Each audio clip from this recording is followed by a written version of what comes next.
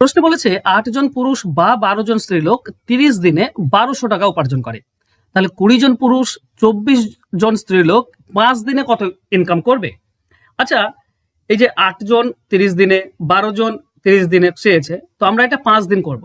একে 6 দিয়ে ভাগ করলে 5 দিন, একে 6 দিয়ে ভাগ করলে 200 টাকা। তার মানে 8 জন যে পুরুষ রয়েছে, 8 জন পুরুষ, আমি প্রথমে পুরুষটা করছি, 8 জন পুরুষ 5 দিনে 200, তাই না? 5 দিনে 200, তাহলে একজন পুরুষ কত করবে?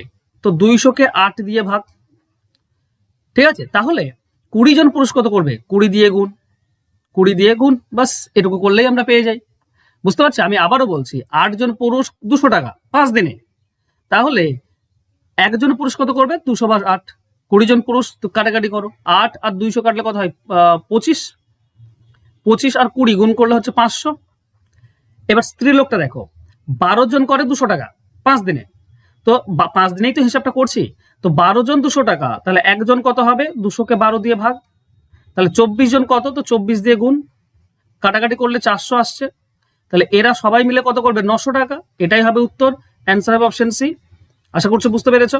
যেহেতু এখানে 5 দিন চেয়েছে, তাই এটা আমি 5 দিনে কনভার্ট করলাম, তাহলে এইটা সমান হয়ে গেল, তো এটার আমার দাম থাকলো না।